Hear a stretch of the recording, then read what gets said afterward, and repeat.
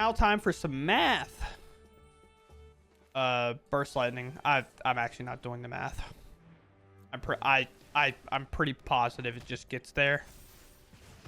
Because Monstrous Rage is such a fair balanced card, especially with 3 prowess creatures in play. Hello everyone, and welcome back. Today we are going to be playing more Steel Cutter in our Izzet deck, where we commit a bit more into playing blue, and that's for a couple of reasons. But if you don't know exactly what I mean by the Steel Cutter deck, it is all revolvent around this artifact equipment that is an absolute all-star. This is one of the best cards, hands down, to come out of Tarkir, outside of maybe Ugin, because Ugin's really good in other formats, maybe a little less so in standard. But Corey's Steel Cutter is so good with it being able to equip creature, gives a +1/+1, has trample and haste, which helps its bottom part where we have flurry. Whenever you cast your second spell each turn, create a 1/1 white monk creature token with prowess. You may attach this equipment to it, so it just provides us more and more creatures. It's like having a Storm Chaser's talent all the time, but that creature then gets this equipped to it, so it also gets haste and trample, which is also important. What's the best part about Monstrous Rage? The fact that it gives a roll to a creature that gives it trample permanently until that creature is effectively removed. But with this, it gives the trample to it right away, and you never really lose too much value on the prowess on other creatures, because you're always better off having another attacker that has also got prowess, especially with how much points of damage we can instantly put on the stack by playing an instant spell like Monstrous Rage. This is an opt. I love this art, so I'm using this art. This is op. It's of course in Japanese outside of that because it was a special edition. And burst lightning, and then that is it in terms of the instant speed spell. So you do have to kind of play these carefully, just as a fact of your combat tricks being slightly less. But other than that, we do a lot of damage off these bolt waves, which with prowess they add up in damage. So instead of 3, it's realistically going to do 4, 5, or 6. And then Monetary Swift Spear, Storm Chaser's talent, Sleight of Hand for extra draw, and stock up for extra draw, and Slick Shot because it's the best card to play by itself with a couple of spells in your hand, just because it gets out of hand very, very quickly. So with that said, we're going to go ahead and dive into the games, see how they go. I hope you all enjoy them. So let's go play. All right, we get to go first. We have quite the impressive hand, so we'll keep. Here. Steel Cutter is always the card we want. Steel Cutter is just so good. A repeatable threat until they remove the artifact always feels nice, obviously, but maybe we'll see the mirror. Yep, the mirror indeed. The Slick Shot. Slick Shot's also a good card. We'll attack for 1. We'll keep the pressure up while we can. We'll play Slick Shot. We'll have Monstrous Rage open, but most likely we'll play Slick Shot. We'll cast an opt. See if we can't find that other land. Maybe play the Swift Spear first. Like our opponent's looking to commit here. Now here's the problem. We're going to attack out, of course. Nothing I can really do. We find the land anyway, which is pretty sweet. If I leave one of my Swift Spears back, it's so hard to tell. But if I find a burn spell, I guess I can always shoot one of these, right? So I guess we should start off by casting Swift Spear. Cast a Slick Shot. Cast an opt.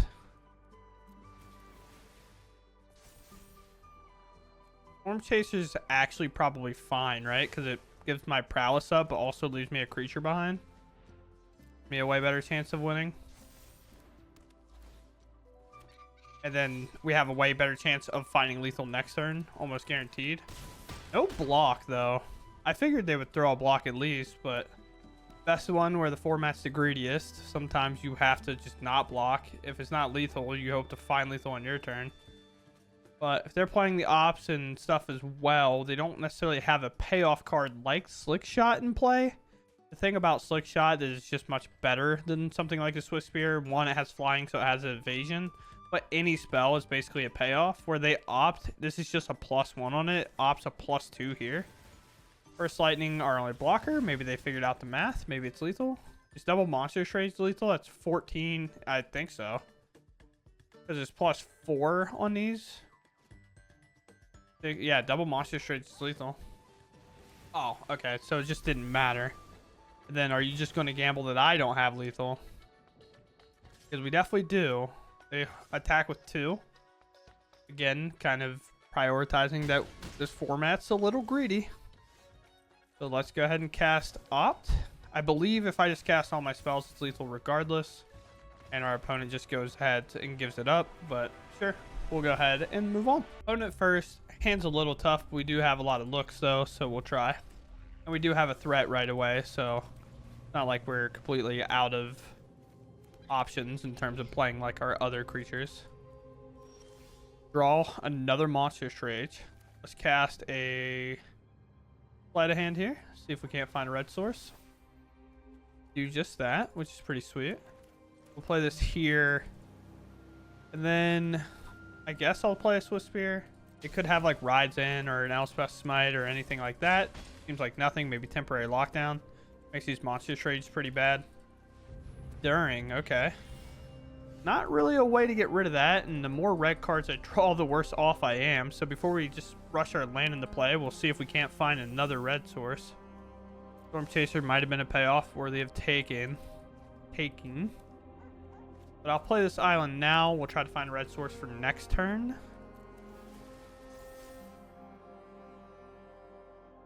I guess we take this, even though the Surveilland's nice. We definitely want that version. And now we go to combat, we attack, and then we trample over. Definitely with 1 toughness here, it is entirely worth trampling over this. Because now we get to cash in on so much more damage.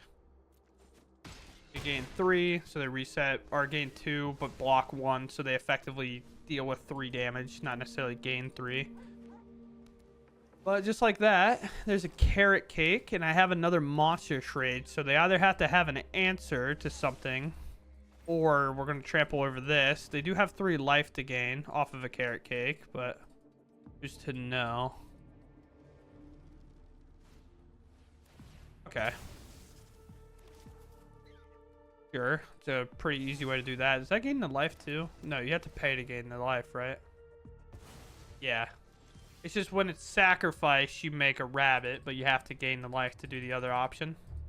Now, the red is bottlenecking us a bit. I definitely want a Monstrous Rage over this. I also want to pay for this, so maybe, like, should have played this, but we'll cast a Bolt Wave. Go to combat. We'll attack here. Cast a Monstrous Rage. The wizard said Monstrous Rage isn't bannable, so we're here playing it. And right now, we basically have to hope they don't gain more life, and we just get to Bolt Wave them. Pretty, like, hip and casual.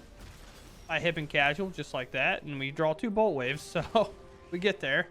But yeah, putting a lot of pressure on early, kind of getting there overall, which is pretty awesome. So with that said, we'll move on. All right, we go first. It's a weird hand playing multiple tap lands, where we only play 2 of these, but we happen to have them both. But this hand is solid overall, so I think it's definitely worth a keep. We'll just play a talent. We want to get pressure in while we can, so we definitely want option to do so. Okay. Cast this. Let's go ahead and cast a sleight of hand. Cash in on this. We definitely are looking for like a cutter, but we'll take another prowess creature while we can. We'll attack for 2. The red sleeves, the green-white land. My opponent's trying to deceive me. What will it be, though?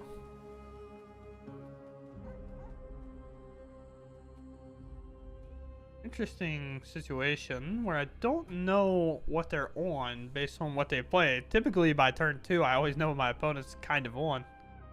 But, yeah, now I officially have no idea. I had no idea before. I have 0 clue now. So, Spire Bluff Canal on top. I will let that go, of course, because we got things that we want to cast. Don't really want to cast any of these because I just don't think it's necessarily worth it right now. The only card I'm really considering casting is the Opt, just to chip in a bit more in case of a temporary lockdown. I would like to cash in, especially if my Opt does find a good card, like a Bolt Wave, for example. The only other card I'd be happier to see would be the Steel Cutter. I'm going to say that a lot this video, as you're going to know this card is nuts, but I would assume a temp lockdown's coming. There's a consideration of playing Spell Pierce that maybe we should be into, but it's a weird format, best of one. I opted for the greedier route, but maybe playing a little bit more passive would be better. Fall patch. Okay. Now that is a Magic the Gathering decision. So we'll play Spire, and then I will go ahead and move to combat. I have a feeling this is Collector Cage now. I'm unsure though. They let that damage through. Do I Bolt Wave or Burst Lightning and then Slick Shot? I think so. And by Slick Shot, I mean put it... plot the Slick Shot. I keep calling it the plot zone. Like it's a plant or something. That's not what it's called. Like, it's just in exile. It's just plotted. But you know, with plot, suspend, adventure, any other exile, face down, etc., calling it the plot zone is kind of funny to me. They're just rabbits and they've played nothing. You're gonna play the 4-mana one here? Because let me tell you, it's a Slick Shot coming off the top for free. I think it's just lethal by itself. Shelter by Ghost is a good option. Take one of my tokens. They are attacking for 4. Okay, so they're at 12. They could have something here. I play Slick Shot, of course. I'm going to go ahead and cast an Opt. Everything's instantly resolving, so it feels like I'm fine. We'll take this because it'll allow us to apply more prowess. We'll play it here. We'll cast Bolt Wave. And then we'll move to combat. We'll attack. Then I will go ahead and Monstrous Rage my Swift Spear. And that should get us the job well done. Like a poorly cooked steak, you know, well done. I'm a medium guy. Actually, I don't mind if people get their steaks well done. I don't really care how you eat your food, man. You know, just enjoy your food. It's like a weird thing to end that game on, but sure. We'll move on. Opponents first. Hand. Great. We keep. We have a lot of burn, so even if it does get kind of weirdly put down the wrong path of just like our creatures never being allowed to live, or a Deep Cavern Bat or something here, we do have a Burst Lightning to shoot the bat, but obviously they'll have to take that card.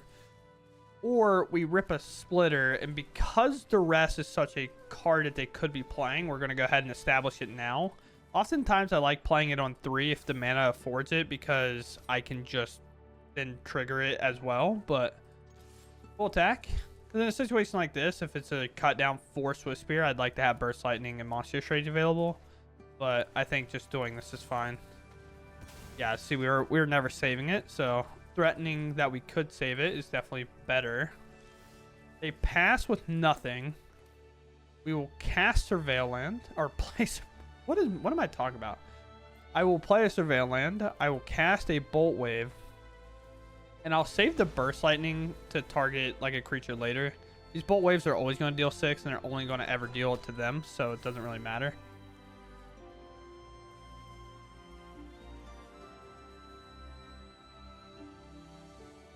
Yeah. Sure. Definitely a way to keep these in check. That's why one's easily, like, you can keep one in line. You can, like, never keep 2 of them down. Because 2 of them, they just make way too many creatures. And if you're a singleton deck removal, that's all your plan is. You just struggle so hard to deal with it. Obviously, Burst Light get taken. They know what our hand is. We'll play here. We'll play Swift Spear. We'll cast Monstrous Rage on said Swift Spear to make our Splitter come up.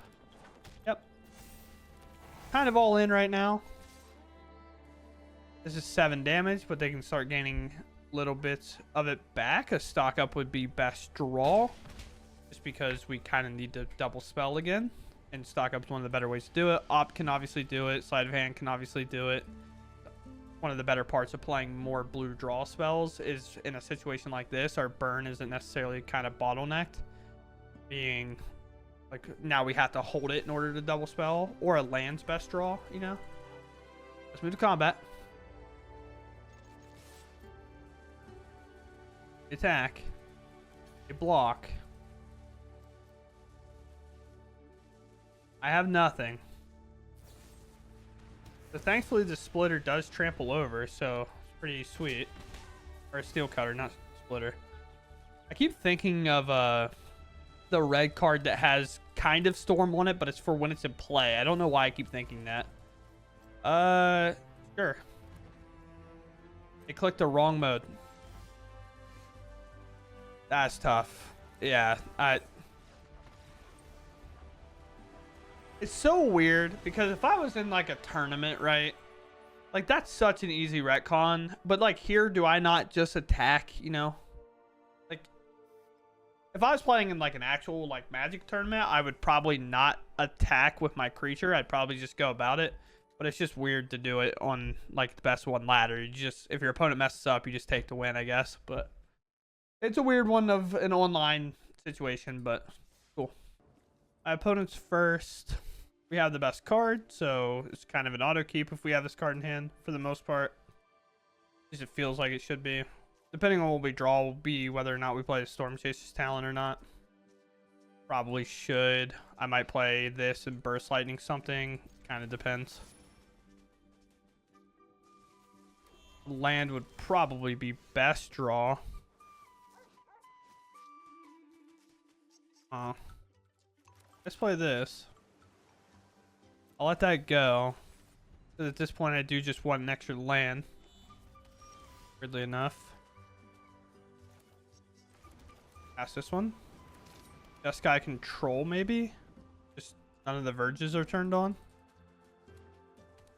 One verge is turned on. Weird, but sure. Just Guy Control or Just Guy slam me into next week. Could be a lot of things. Could be a lot of things. Oh boy. I like, a little part of me wants to go for a land here because I think that's just really important. I think I definitely am going for it. Okay. If I continue to go for land, I think so. Yep. Please land. Alright, I'll take it. Not exactly what we were looking for, but land nevertheless. I will invest a Monstrous Rage here, because I think I do want to chip in quite a bit of damage. I mean, that's 6. It's nothing to really scoff at, right? And then we can play this, and maybe if we rip another land, we have another Monstrous Rage to kind of go in. I might honestly play double Storm Chaser's Talent, but Ill-Time Explosion will be a nightmare. This is also a 3/3, which is kind of cool. It was cool. We discard. Alright, well, they definitely probably have another copy of that lying around. This one? I know what my next couple plays are.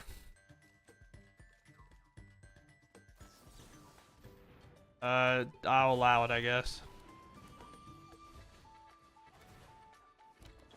The action. Get in.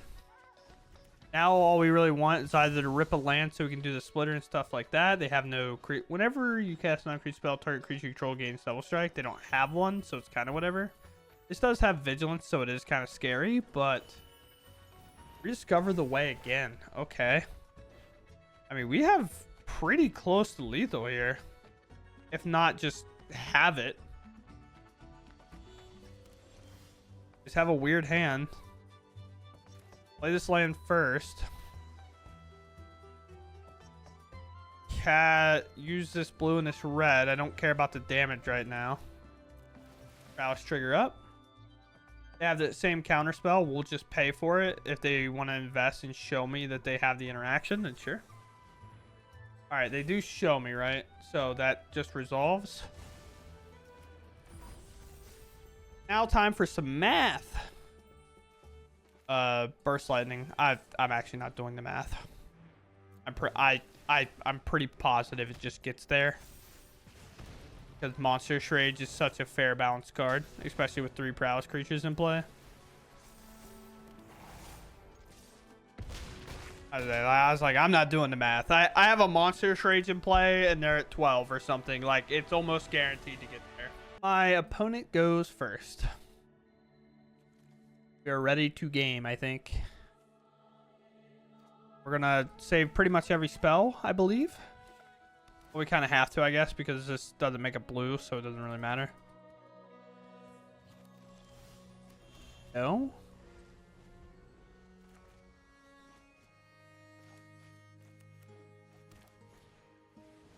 Oh, dragons? Okay. Interesting. 2/4 whenever you cast a non-dragon spell gets 2/0. Counter target spell with mana value 2 or less. Oh, well, yeah. I mean, sure. Good luck, Slick Shot.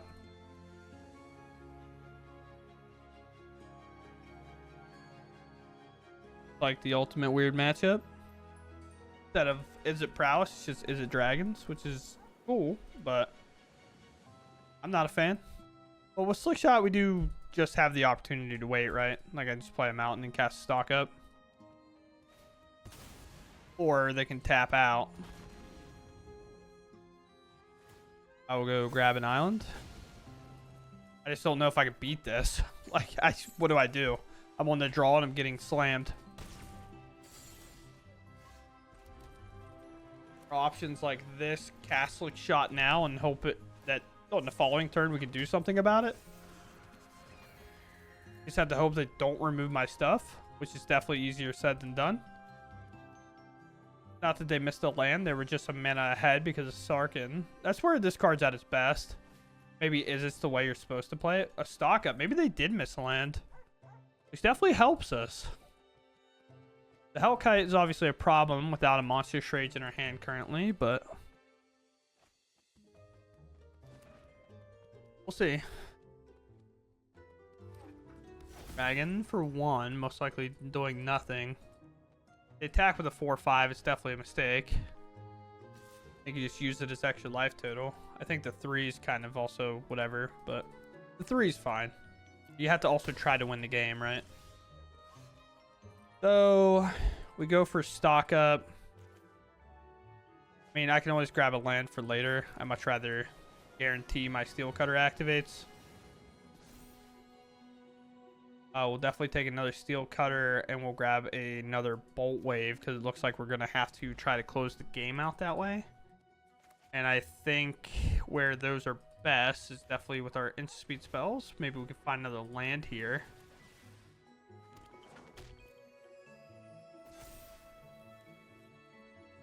We'll grab a Swift Spear, I suppose. And then do I trade this dragon off or not? Guess I do, right? Because it still chips in 5 damage and they're most likely going to block this Slick Shot. If they just take the damage, they could have a Twin Flame in their hand to play land and then I would die. Oh, they chump like that. Okay. That's interesting to me. Not necessarily sure I was prepared for that one. It makes sense why.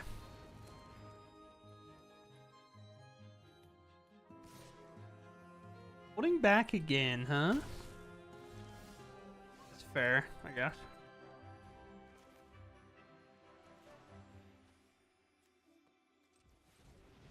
Here, play here.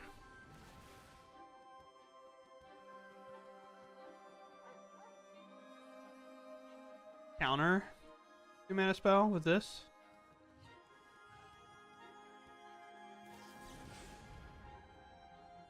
Sure.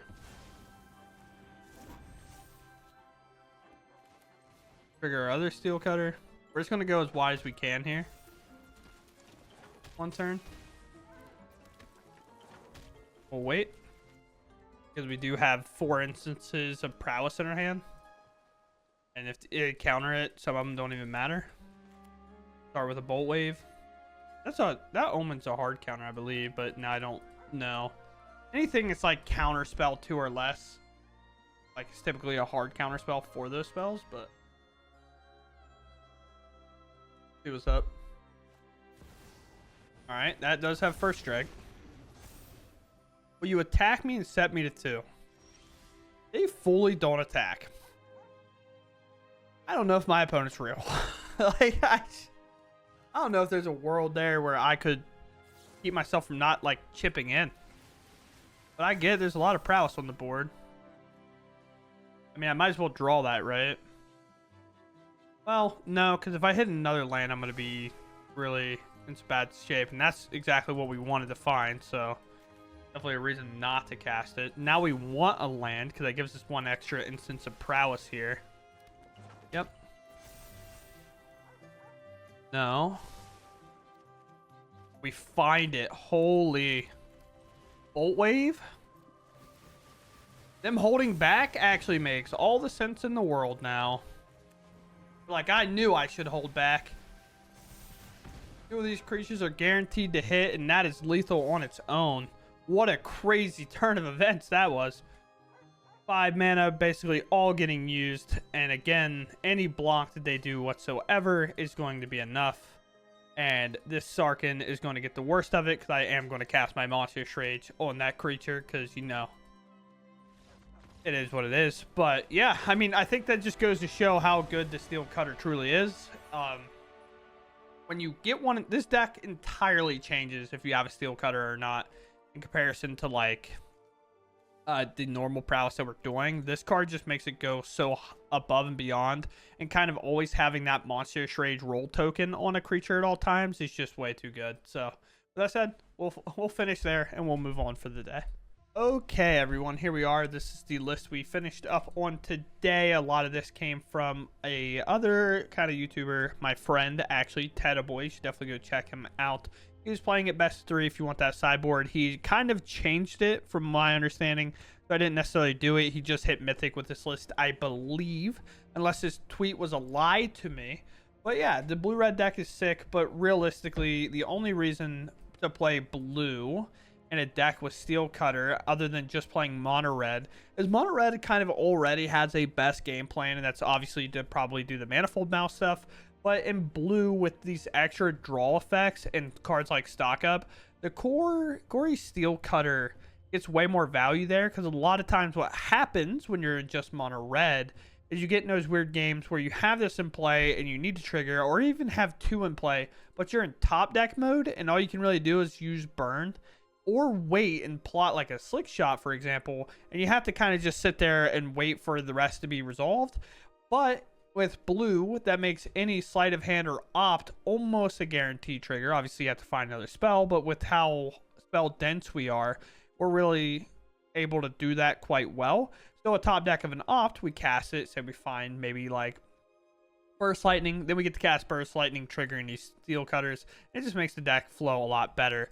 The only card I was really missing today, and I think maybe I would go back to over maybe Sleight of Hand, is because I love Sleight of Hand, but I like the instant speed capabilities of Opt a little bit more in a deck like this, where prowess can matter and 1 point across 3 creatures could matter. So the instant speed, not letting our opponent have that extra information. Also the random turns, if we have a couple of these in play, where we could technically double opt on our opponent's end step, making more creatures, and then go to our turn and then make even more creatures, is obviously a pretty cool idea. Sleight of Hand might become Lightning Strike, just so we have that extra bit of burn damage we can point upstairs in those grindy matchups where they stop our Steel Cutter, or we just don't find one. So with that said, I hope you all enjoyed. I know I played blue-red a couple times in a row, but Steel Cutter is awesome. It's a really fun card to play around, and I think this is a guaranteed all-star for the foreseeable future. And with that said, I hope you all enjoyed, and I'll catch you in the next one. Thanks for watching, and goodbye.